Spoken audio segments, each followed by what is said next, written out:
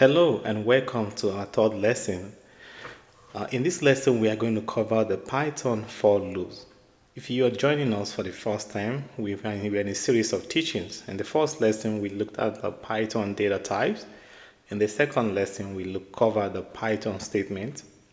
In this third lesson, we are going to be defining what Python for loops are. We are going to look at the benefit of using loops in Python programming, and we're going to see how we can apply them. Before we get started, I would like to do the usual house cleaning. I like to start up my coding environment, and if you're new, you might want to consider watching the first video where we covered installing Python via Anaconda, and also you can watch the video on creating environment and installing those packages. So let's go ahead and start up our coding environment. So I'm just go ahead and open my Anaconda prompt as usual.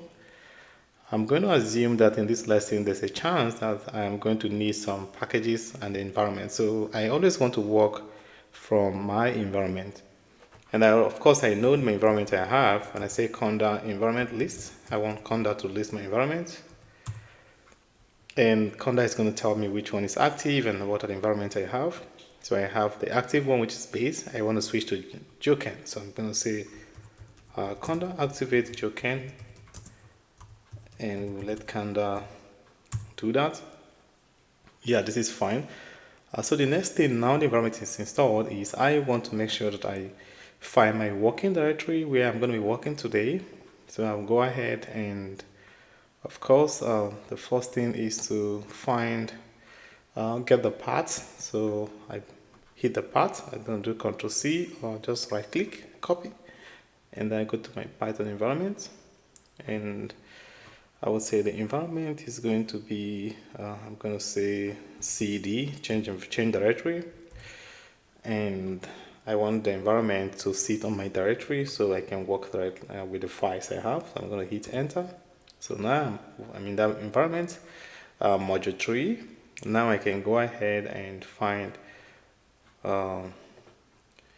okay, I want to also pick up my bring in my browser, which is a Chrome. I'm using Chrome as my default browser, so that my Anaconda is going to pick this browser. So I'm just going there and I will tell it to I'll say I want it to load Jupyter Lab for me. So I'll just say Jupyter Lab, because Jupyter Lab is installed with my installed in my environment. So I'll say Jupyter Lab and hit enter and let it go run. So Jupyter Lab is going to open the coding environment, and already I have the Python loop scripts I've developed for this teaching. So we're going to be coming back here as usual to go back and forth and make sure that we are working the right pace. So let me go back to the to our PowerPoint, and then we can start the training properly. All right, just like I described earlier, Python for loop is very important because when we work in an environment where we have large files, so we don't want to go, we don't want to write the code or bulk of code for millions of cells, right? And before we can get our answer, we don't want to do that. So for loop is a way we can make our code shorter, and it's an efficient way to write code. So for loop in Python is used to iterate over a sequence. The sequence can be a list, it can be a string, it can be a tuple, it can be dictionary, it can be a set, it can also be a range. And we are going to cover those. At least we're going to cover lists and strings, and hopefully we can look at dictionary and sets. But if you can get the concept of using it for the rest, you can of course apply them for the dictionary and the sets. So those are pretty easy. So in for loop, we can iterate over each item present in the sequence and execute the same set of operations for each item. So we can do that in the for loop. We can automate and repeat tasks in an efficient manner, and that is one of the benefits of using for loop, right? We don't need to have repetition, right? So we can automate it so that the script can do that. we can repeat the block of statement in a fixed number of times, right? And the number of times of executing task is known. So in for loop, we already know the number of times the script is going to loop or iterate over each, because we know from the rows, right? Because we know how many rows. There could be a million rows. We know, okay, our loop is going to go through each of the million row, except we use conditions. And those conditions, we are also going to cover those conditions today. All right. Just the basic idea of what's the idea of the for loops, or what it entails, right? So consider this to be a block of code. Say for I in range of 5, do something, right? I'm going to explain this in detail, all right? So we have whenever Python see for, it thinks of it, the idea of for loop is introduced. Python knows I'm going to carry out a for loop here, right?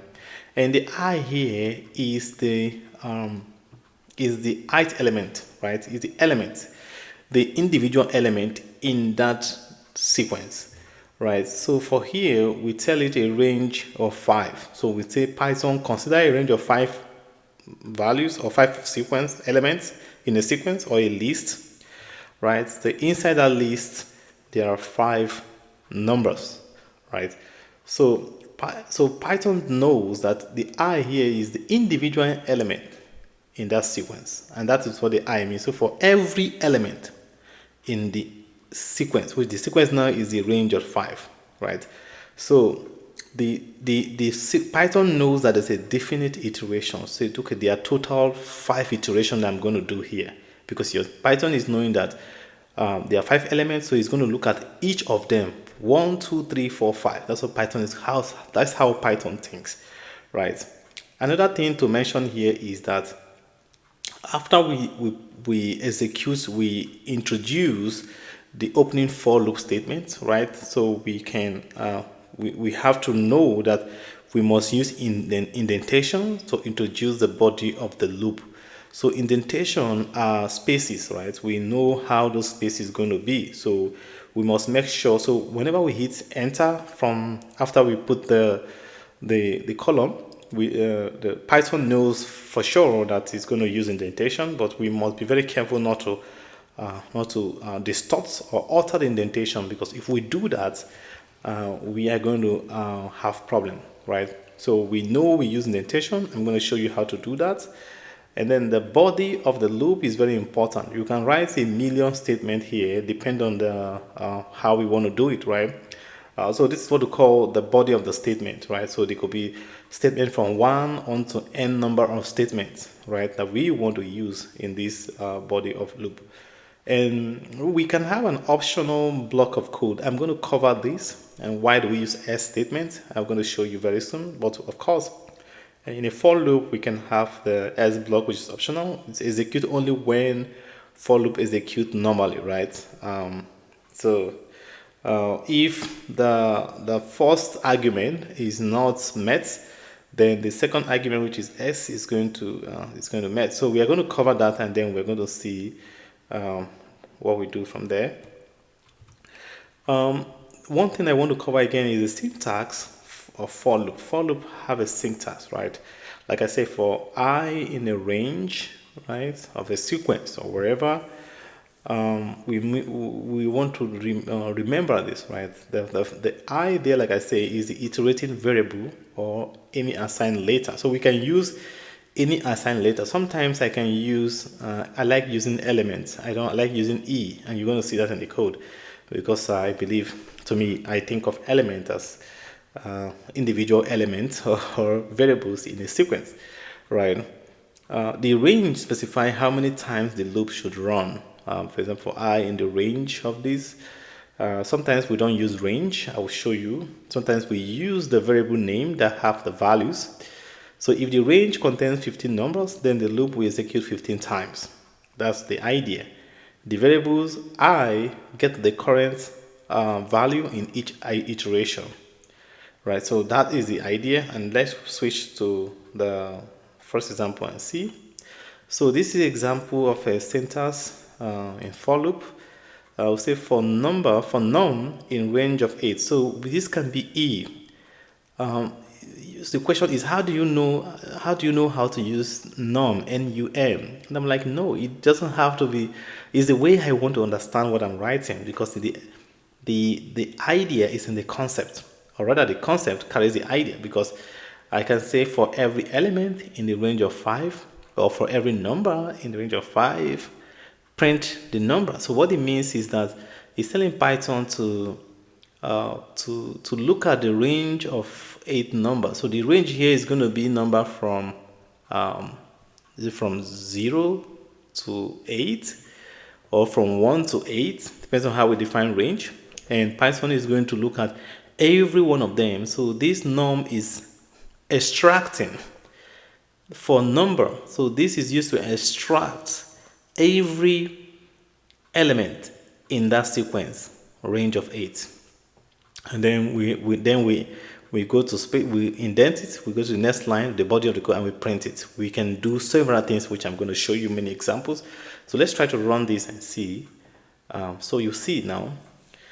So the element from the 8 numbers in this range, right, start from 0 to 7. And remember that we know that in Python, our numbers usually start from 0 and not 1. So we must remember that, right? 0 to 1, and there's always going to be -1 at the end of the day. So it means if I want to see 9 numbers, so I want to see the 8 number, I want to add 9. So Python is going to subtract the last one. So you see you have 8 here. But if you count the values here, there are 9 values. So that makes sense at the end of the day. All right. So this is the concept of how we write the same time. One thing I want to show you is the indentation stuff. Let's say I have this. So once Python sees that, okay, I've written and I want to go to the next line, Python is going to, if you hit enter, it's going to give you the right indentation. But if I move this indentation away and I put it here, it's not going to run. So you see, expected an indented block after 4 statements on line 1. This is line 1. But we didn't find it. So this is the error, and this is how we read error. So if I move it more again, and see, now it's going to run. But sometimes moving it, I can be wrong. Sometimes it can be, the way we indent it could be wrong. So in my experience, the best way to indent this is to let Python find itself. So whenever you're writing a code and you get to the point after the column, you just hit enter. Python is going to give you the right indentation where it should be, because we are going to have what we call the nested loops, and when we use a nested for loop, we can have a problem at the end. Okay, for loop within range. Let's go to the next one. All right, so for loop with range. So this will help me to explain more what the for loops, the idea of the for loops, right? Because from what we saw, let's say in this case I have a range of 5. I have values it means for value from 0 to 4, but there are 5 numbers. That's what the 5 means. So the range starts 0. The 0th number stop at 5, step 1. We're going to stop at 4 in this case, but even if there are 5 numbers in total. So you look at the first iteration. The first iteration is going to begin with 0. So that's the 0th stem. The second iteration is going to be the 1th. The third iteration is going to be this second. The fourth iteration is going to be I3. The fifth iteration, which is the stop at 5, is going to be the I4. And that's the idea. So the range function returns a sequence of numbers starting from 0. If the initial limit is not specified, it's going to start from 0. But just to let you know that we can decide to start the initial number to be from 1 or from 2, and we're going to see those examples very soon. Use with a loop to specify how many times the code block will be executed, right? So we know that. Let's see an example. Look at this example here. They calculate and print sum of all even numbers from 2 to 30. So this is very interesting one. What do you do? How do we calculate and print sum of all even numbers from 2 to 30? So we have to use the for loop the for loop can do this easily. We don't need to start writing 1, 2, or 2, 3, 4, 5, 6, and then begin to add them. We can use for loop and just do it in a very simple way. How do I mean? So the first thing is to set the sum variable.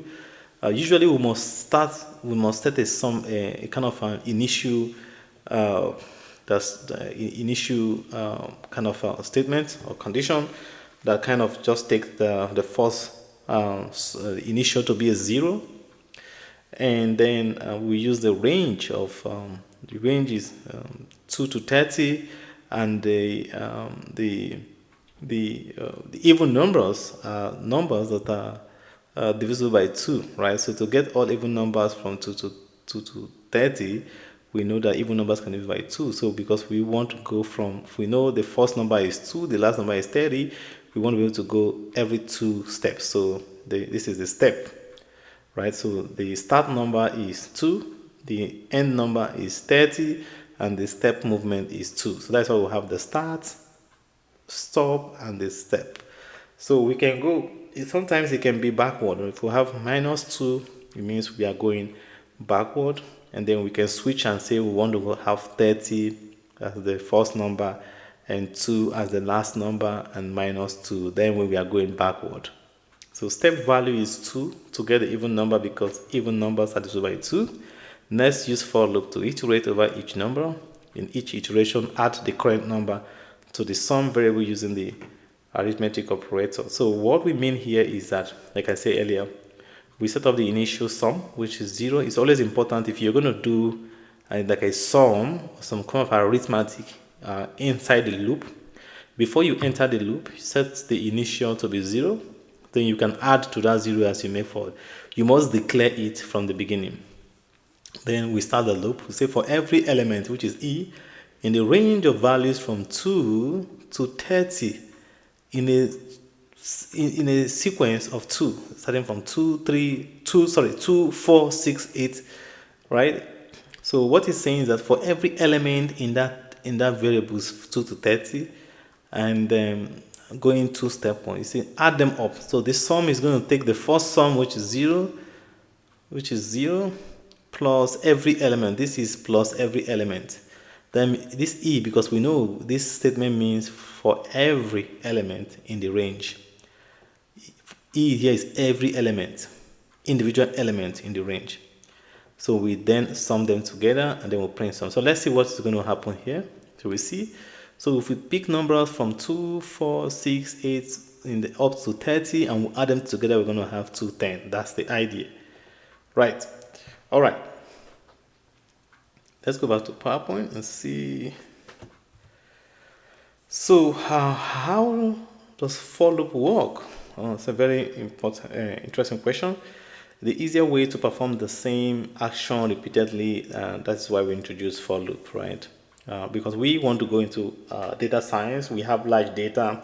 We don't want to we don't want to be looking at each row individually. We want to be able to automate the script. So if we have 1 million rows or record, we want to be able to loop through each of the record and sort it and do what we want to do, or build a model from there. So we write for loop to iterate a list. It could be a list, it could be dictionary. In each iteration, it will get the next number from a list. Inside the body of the loop, you can write your block of code. So let's take a look.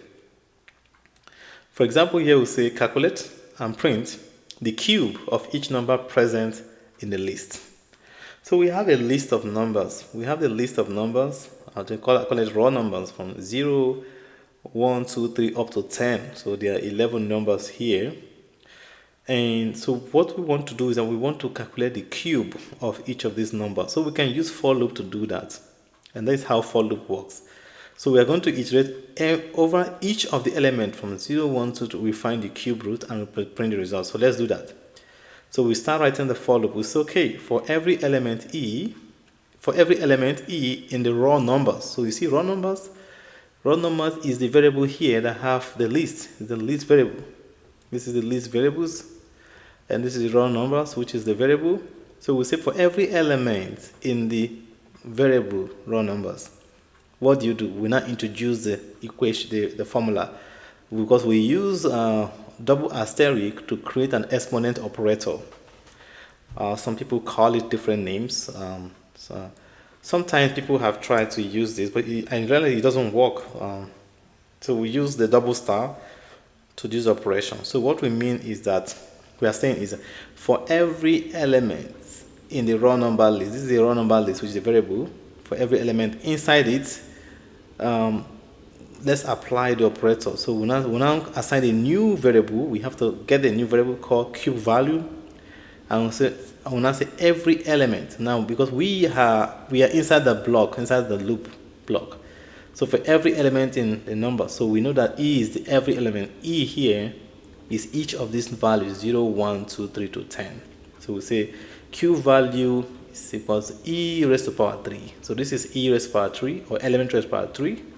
And the value is what is going to contain in this cube value. So we say print the square, because I told you in printing we can print several. When I did the line state with this statement, we can print several statements using one print. So we first use a string.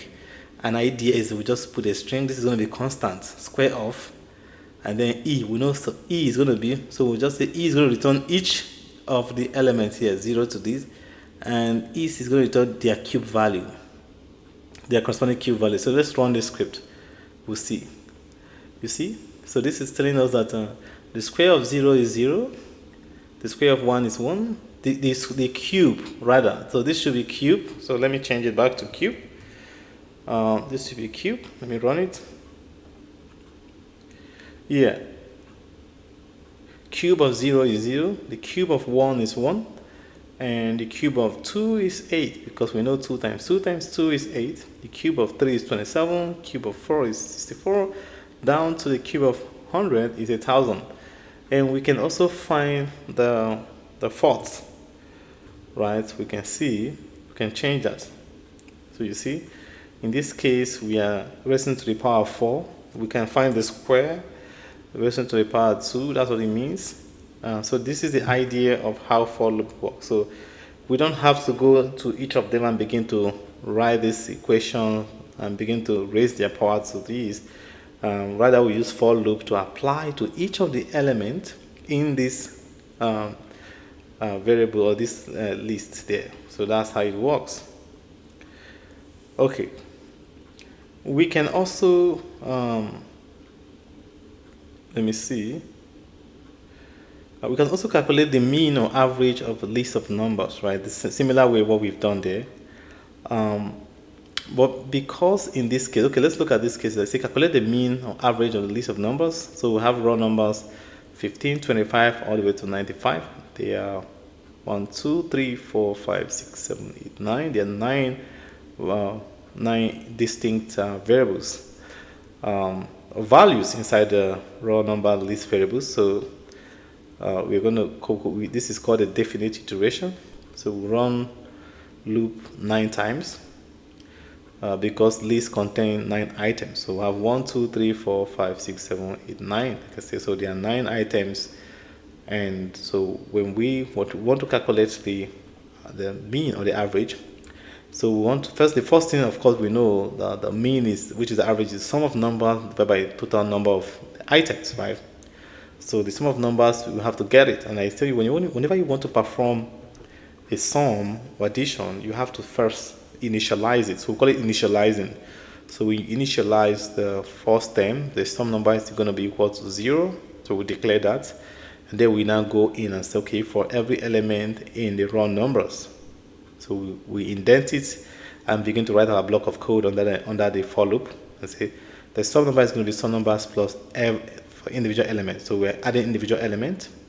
Now we get it. So we're going to exit the loop because because that's what we want. So now our sum numbers, which has been declared here, already now contain the sum of all the elements in that variable. So we can go ahead and say, okay, the list size is, we use the function length. Length is going to return how many numbers are in the list.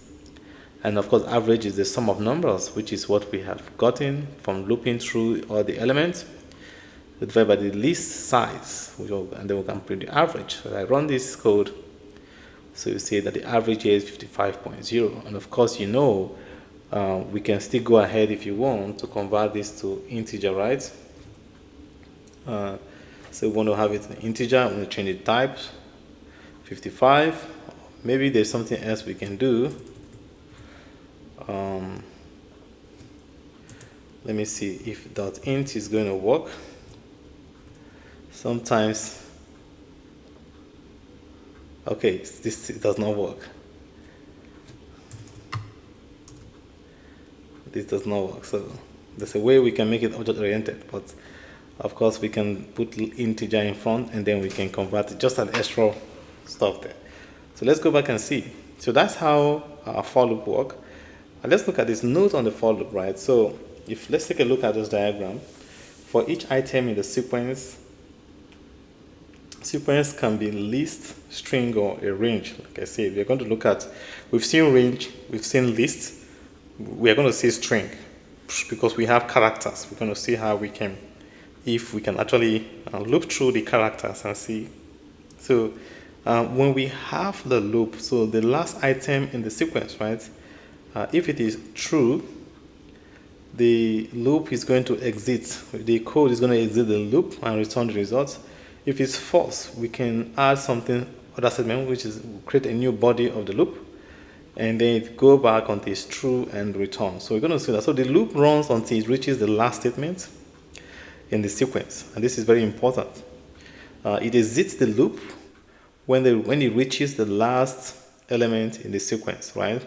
Otherwise, it keeps executing the statement present under the loops block. And that is why sometimes, if you're not careful when you're writing loops, you can crash your computer, because your computer will keep running unless there's a break or a kind of a condition that it's going to stop. So you're going to run out of memory and you can crash your computer. So you want to be very careful when you're writing for loops. Make sure you have some escape or some ideas to break the loop there, right? Okay, let's see the next one. Why do we use for loop? It's very important. We use for loop to define iterations, very important. We also use for loop to reduce the code complexity. So you can see a code of let me see, 1,000 line of code. With for loop, you can reduce it to less than 10. And that's why loops are very interesting. Some codes, they look big, but they're not doing much. And you see a very a small code, and the code can achieve a lot of results. And that is why for loop makes the work so efficient. So we use for loop to loop through sequence again. So that is the benefit of why we use for loop. All right. There's another part of for loops which I want to talk about, which is adding an extra kind of conditions, right? So it's called the if-else in for loop. So we use them to set condition, right? If this condition is met, do this. If it's not met, do that, right? If this, let's say in a class that made up of male and female, if the number of male is larger than female, do this. If not, do that. Right? If the student score above 90, assign A. S, fail. Assign pass if it's above 90, S, fail. We can do that. We can write a code that do that. That pick the grade of student, look at and assign the grade range in terms of A, B, C, or D, and then give a conditions. Okay, go through, see those who score above 90. Enter pass. For those who score less than 90, enter fail. And that is how people who handle large classes also use code Python to enter results. So if you work for company too, you can use that to sort and also to assign numbers, values, create new columns. And those are the beautiful part of using Python for loops with conditions. So we use to set condition.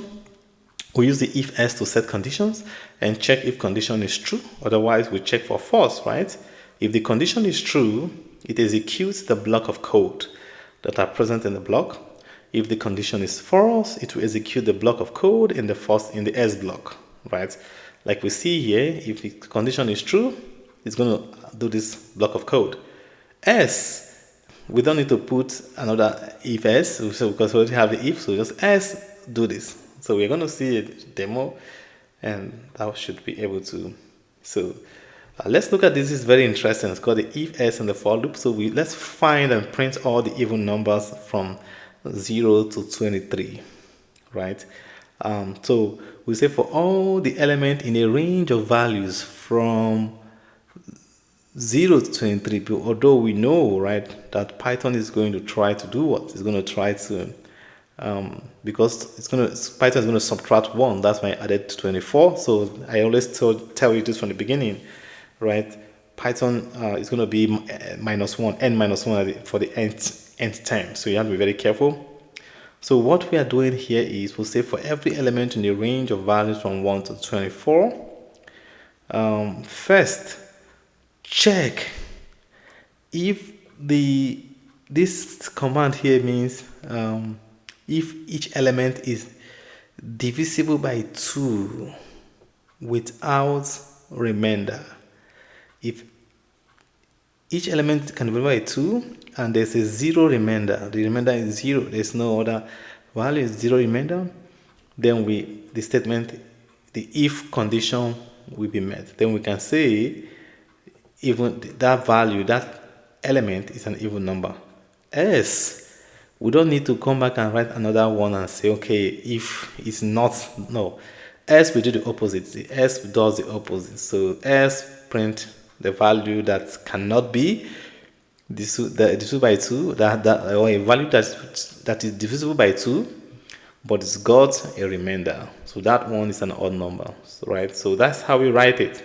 We use the if else to show the two sides of a statement, the two sides of an argument in Python. So if the element is divisible by 2, so go ahead and tell us this. So let's run this and see. So from a range of numbers so the Python is going to go through numbers from 1 to 23 and tell us which one is even number and which one is odd number based on the command here we have stated. And this is the body of the loop, and this is the if else that shows the two sides of the statement. So we see that. So it's going to run through, say, okay, odd number 1, even number 2, odd number 3. Do that also, you get to, because now you can find which number is divisible by 2 without remainder, well, with a remainder of 0. So that's how the Python works. Okay. So with this idea, we can do several things, knowing that if we know the if, the alternative is going to be the else statement. Okay, so loop control statement in for loop, right? To change the normal flow of execution, we use the loop control statement in for loop. To exit or skip a part of a loop, we can exit a loop or we can skip it. The loop control is very important. We can transfer the statement. So they include the break, the continue, and the pass. Right? So these break, continue, and pass are all part of the control we use to control the statement in a loop. Right? So let's look at the first one, which is a break in for loop. The break in for loop, or the break statement is used to terminate the loop. So we want to end the loop, right? So Python stops the current loop and the control flow is transferred when break is encountered. When there's a break, the Python terminates the loop, and we usually use loop break sometimes to prevent our computer from when we are looping in the infinite number of rows, we don't know how long it's going to take. It can run for years and it's still running. So we want to add a break in case. So, okay, break after the 100th time. Break after the 50th time. If you've gotten to 50 and you didn't see results, terminate. And that is a part of what the break does. So we can see that. I go back, go forward a little bit. So see, for example, break and follow. We can say print only numbers less than 20 from the list. So we break the loop. The idea is break the loop if a number is greater than or equal to 20. And in this condition, For example, here we have real numbers from 1, 3, 4, 7, 8, 9, 11, 13, or to 100. How many are the numbers?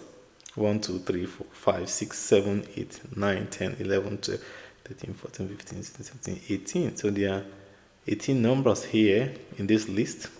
And we are telling Python that we want the Python to break to print only numbers that are less than 20. So it means from 20 above, we don't want it. So we'll say, okay, we'll say for every element in the real number list, this is the real number list, if the element is greater than or equal to, this is a command, 20 is a number. If the element in there, so for every element in the real number, then we enter the indentation, the loop now. We are in the loop now. If the element is greater than or equal to 20, we now use a break the loop. As print the elements. So if the break statement is used inside a nested loop, the loop inside another, which is a loop inside another loop. So this is a concept we call the nested loop, and we are going to look into that, and I will show you that. A nested loop is a loop that have a loop inside a loop. Right? It will terminate the innermost loop first. So let's see what's going to happen. In this case, we want to find those numbers that are greater than or equal to 20, and those are the only numbers that are less than, the numbers that are less than or equal to 20. When that is number we want to print, because the idea is that every number element in this list that is greater than or equal to 20, we don't want it. We want to break them. We don't want to keep them away. So you'll see it's going to go through the list and find all the numbers and find which ones are greater than or equal to 2, that is greater than or equal to 20. As soon as you see any number, whenever he finds a number that is greater than or equal to 20, it's going to break. So he's not going to include them. The break is, okay, don't include them. Break there. And only include them. We use the S to find those ones. The S is what find the numbers that are less than in this case. So if I run this, for example, let me try to indent this one and run it and see. So we see if the element is greater than or equal to 20, if I add the print, let's add the print here and see. See what's going to happen. So this is a loop inside the loop now. 20. So this cannot work because we have failed the indentation rule, right? And we're still going to have a problem here. So the idea here is because we have asked the code to break, so we can do that command. And that is part of what I want you to explore, what you can do and what you cannot do, right? Because we want it to go through and we only want to see numbers that are less than 20, but we are giving the command to find numbers that are false greater than or equal to 20, and those ones are the ones we don't want. We break through and we print the remaining ones that are less than. And there are many ways we can do it. We can also rewrite this code, say we want to print only numbers that are less than 20. We can do that. Let me see. Okay, let's go to the next one. So this is clear on what we want to achieve. Why do we use the break? That's the key takeaway here is, why do you use a break, right? Why do we do that, right? We use that to terminate our loop, and then we can transfer the statement. Let's look at the next one. The continue statement. The continue statement skips the current iteration of a loop and jumps to the next iteration. Unlike the break that terminates the loop, right? The continue skips that current iteration and jumps to the next one. The continue statement skips a block of code in the loop for the current iteration only. It doesn't terminate the loop. Instead, continues the next iteration after ignoring the indented block. So it's okay. We don't want to continue that. we found our condition is met. We're just going to transfer to the next block of code, but it's not terminating the entire loop. So let's see in this case. Say for example in this case, so say count the total number of element character E in the string. So the string is this, and this is the string variable, and the string says code with Kenneth equatory. Code with Kenneth equatory. So we want to count all the E's, the character E in this string code. You notice how in this case we have spaces in between the character, right? We have spaces in between, but it doesn't matter for string of such. So we want to, in this case, we want to count all the character E. The first thing we do, we initialize our count. We start a count with 0, and then we say for every character. So you see that it doesn't matter what language I use, but because I am dealing with character, I just want to be able to, just for flow, for me to understand what I'm doing, I can change this to E. I can change this to E. So what I'm doing here is say, for every character in the name string, the character could be C, O, D, E to the end. If the character, right, is E,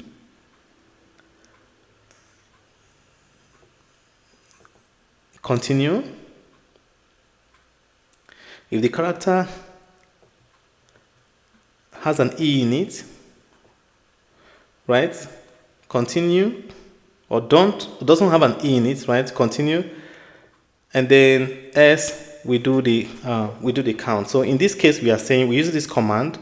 Rather, we use this command to find where the character is E, and then we assign the count. Here we try to count each of the character. We assign, because we have the beginning character, the initialized character to be 0. So we do a count.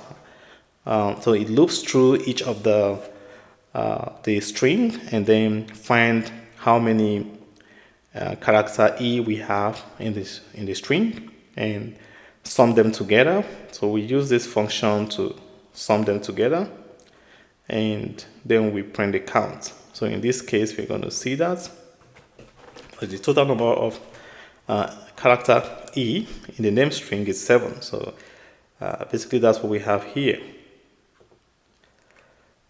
All right. Okay, let's look at the next one. We're going to look at the next one is a pass statement. The pass statement is a null statement, right? We've used this in the past, and the idea here for the pass statement is that we have nothing happens. That is the idea. Nothing happens when a pass statement is executed, right? For example, we want to reserve a block of code or a function, like I mentioned earlier. We want to be able to come back in the future to use that function. We can use a pass statement to reserve it. When the pass statement is encountered, it returns no operation. So there's no operation, and we can use it to define an empty block, right? And I think we've done this sometime in the past. For example, we have this list that contains numbers, and we say for every element in the number, we want it to pass. So it's not going to do anything. So we can add another block of code. It's okay. You can calculate an addition or a subtraction, and for example, we can do that, right? We can do the number. We can initialize it. Number is 0, and we come to the next line of code.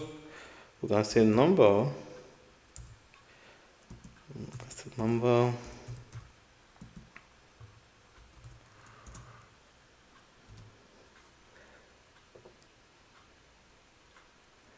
Int object.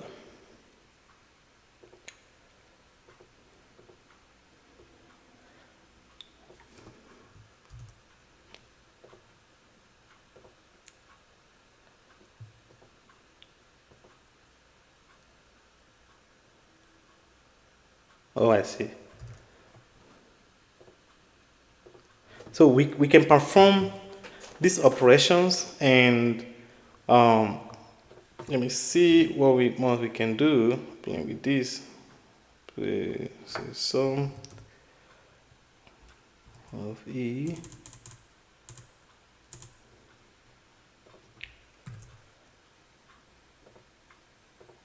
int object is not callable. Oh yeah.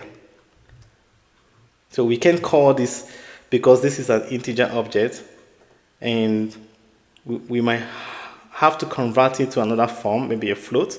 And by that, we can be able to call them.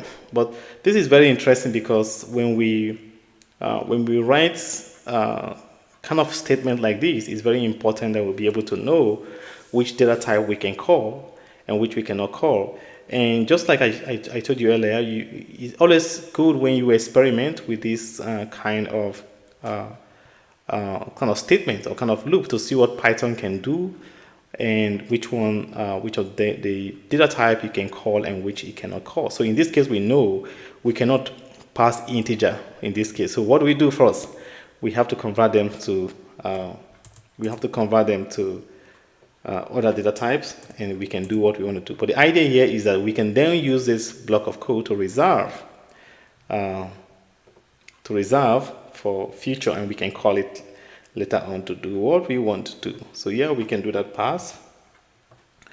We also have the S block in for loop, like I showed you earlier, right? We use similarly as the if statement. The S block allows for loop to be executed when the loop terminates normally. We define the S part of the loop because it's optional, right?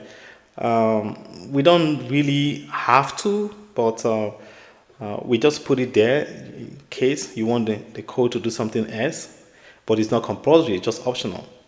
The S loop will be skipped when the loop terminates abruptly. The break statement is used to break the loop. So sometimes we can terminate the loop statement before it gets to the S. And when we cannot get to the S because we've terminated it, that part of the S statement is never going to execute. So we don't have to do that. This is a good example. So here we want to print the first 10 numbers of a range using the S command. For every element in a range from 1 to 11, right, which is a 10 number, we want to print them. S, we're going to say done, right? S, we say done, right? We can choose not to include this part and see. And let's see what's going to happen. So we want to print the element from 1, right, to 10, which is a range. And if I take away this part, so Python is going to know, okay, all the values from 0, right? But now I can tell it, oh no, start from 1, and give me their numbers there. Start from 1, it's going to do that. And I told you it's going to be -1, the end number -1. So we want to make sure we want to do that. So if you print the number, you have to add +1. So if I add this other S statement, so as soon as you see the first part is done, this is the first statement part is done. The S block is gonna also carry on. So you print done. If I add a break, let's see. Yeah, so it breaks after the first one. Let me see. No, we have to. Let me see.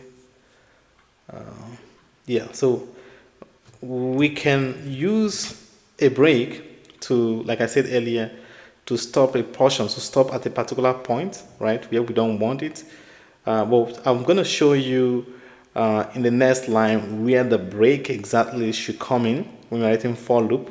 So it's important to not confuse where or when to use the break. Often enough, I keep putting this command in the wrong places or the right places just to show you how the Python complains, or what's the Python, how Python thinks. So you have to explore and see what's going on there. But again, the S statement is going to carry out the other part of command when the first part of the for loop is complete. Okay, let's look at the okay, I think we also have to look at the other parts. Go back. Let's look at this command, this break and else block in for loop. So we're going to see this now. So here we say print only the first 4 numbers. So we are printing out only the first 4 numbers out of 10. And after that, we will use the break statement to stop the loop. Because the loop is terminated abruptly, the else block will not execute. Earlier, I showed you this. I tried to put the break here, and we saw that it was not possible. You could only do that after the first command. But now I want to show you the right place to do that. So we want to print only the first 4 numbers, right? So we have to initialize it. So the first number is 0, which is the count. So for every element in the range of 1 to 10, we'll do a count. Say count plus 1. Count is equals to count plus 1. Of course, we have to initialize the first one to be 0. So we're counting those numbers. So this is basically counting the numbers from 1 to 10. And then if the count is greater than 4, because we want to count the first 4 numbers, If it's greater than 4, break. We don't want that. S print the numbers and print done, which is the S. So this S statement is under the for loop because we have the if and we have the S together, right?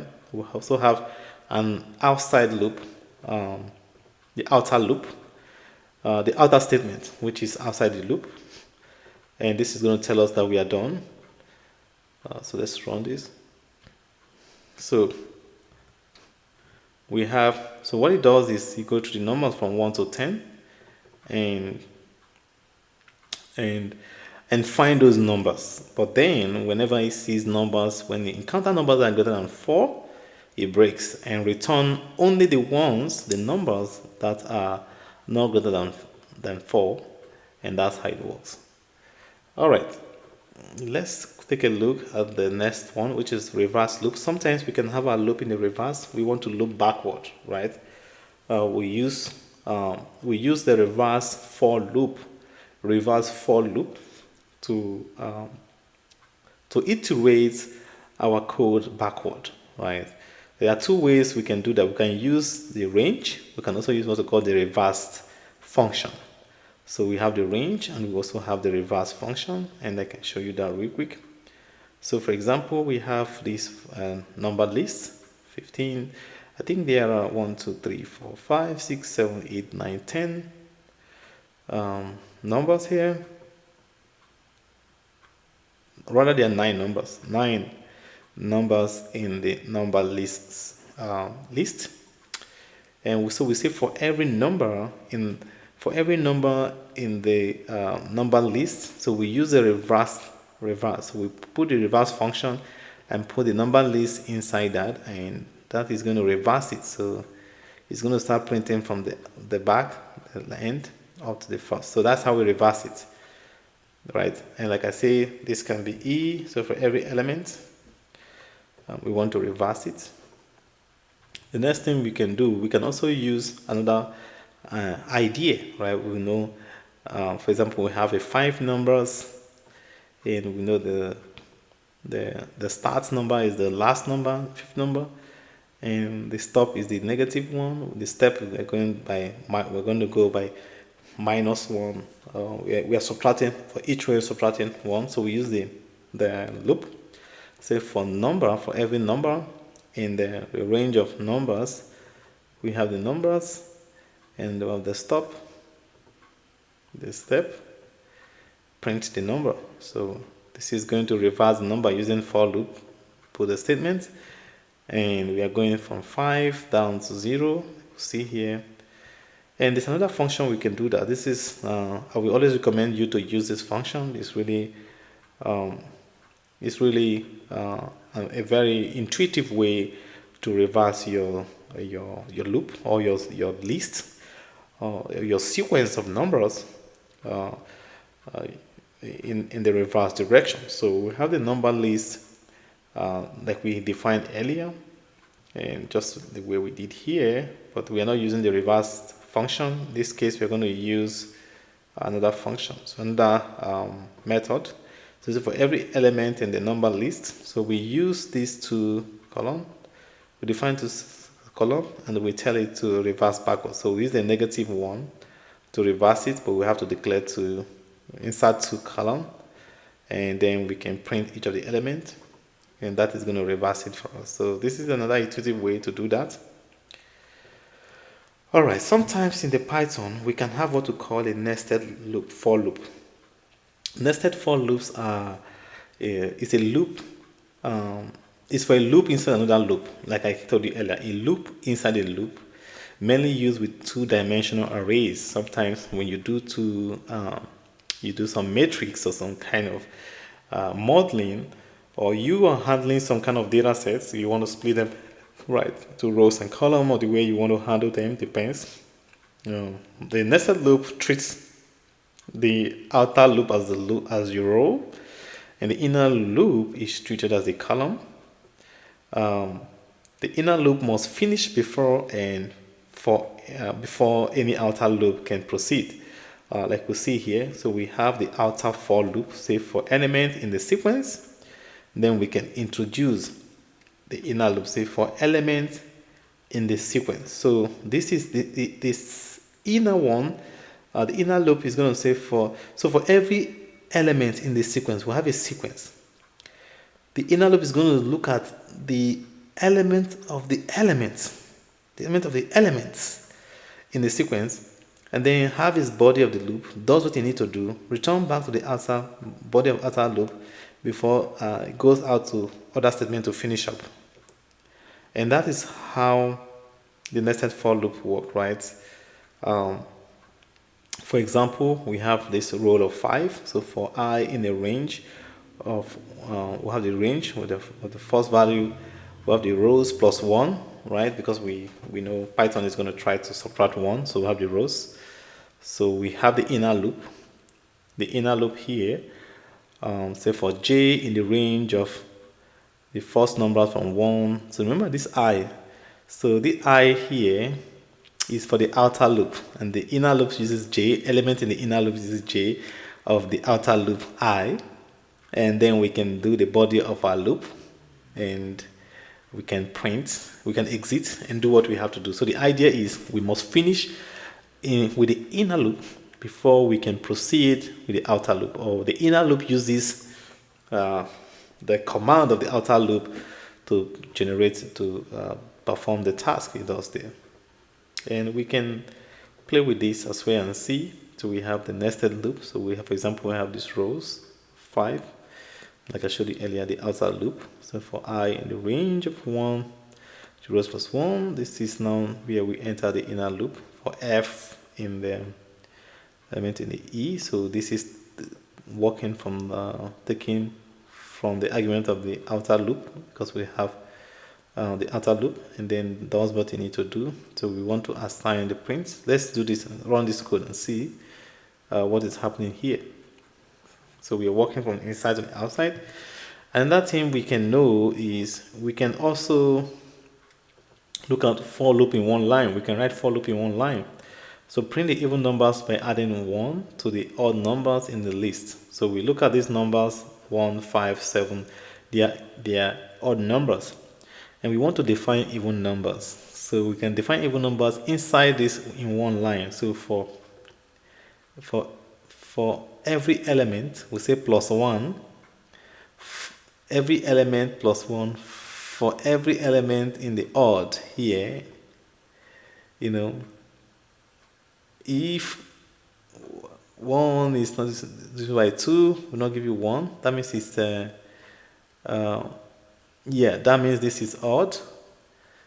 So we add 1 and we print. So let's see what's going to happen. So what it does is, this command is basically taking all the odd numbers which we have here and add 1 to it, and make sure that they are, and check for that condition, this if condition, and print. And one thing we also do is that we can also use what we call a split function in for loop. So we can use a split function to do for loop. If you look at this, I say, for example, we have this convo, and the convo says, a good name is better than riches and gold. In addition, it pays to work hard. So this is a single string. There are characters in the string. Well, if you see what's happening, we have what we call white spaces. So when we use split function, it's going to split based on where there's a white space. So we say for every word in the convo, split it, and we now use print. We can count it as well. We can find the length, we can do it, but it has to be inside the for loop and well indented. And when I run this, because I use a split function, it's going to try to split where there's a white space. It's going to try to split them, and that's how. There are many other things we can do. We can also work with the dictionary, and we can call the keys. We can work with sets and others. But this is the intro, and I hope this is informative enough for you to be able to get the grasp of for loops. There are many things we can do with for loops, and just as we can work with for loop, we can also work with while loops, and then you can be able to do that. For this coming week, I give you an assignment. This first one, I say you have about 5 assignments. The first one, I say use for loop to generate a list of numbers from 3 to 90 that are divisible by 2. So you do that. I gave you example already. I'm going to release my Python script, and also this PowerPoint for you to go through. Then I say print the element of the list with its index number using the range. So for each of them, you print both the element of the list and also print the index number, and you can find that. The third question, I say access all the characters in the string. Nemeka Vincent is the string we are going to be playing with, and using the for loop to access all the characters in the string using the for loop. Just access each of them and iterate the name string in the reverse order using the for loop. So use for loop to regenerate the name string in the Nemeka Vincent in the reverse order. So it's going to be T N E C. So reverse it using for loop. The last one says iterate over the characters and attribute the second, the third, and the fifth character in the name string. So I only want to see the second, I want to see the fourth, and I want to see the fifth. So use the for loop method to extract those for me, and that will be the 5 assignment, and that will be all for this week. Just before I wrap up here, next time we're going to start playing with the real data. We're going to come back later on to look at while loops, and we're also going to come back to look at statements, functions. So we still have to do it while loops, we still have to do it functions, and how we can call back functions. But for now, we're going to just start playing with the data so we can start knowing how to import tables and how we can manipulate those tables and use for loops to kind of iterate over them for now. And we're going to go back later on to write functions and do more work. But I hope this is helpful. And let me know if you have any question. Drop a comment or reach out to me in the Telegram channel. And hopefully I'll see you on the next one. Thank you for your time.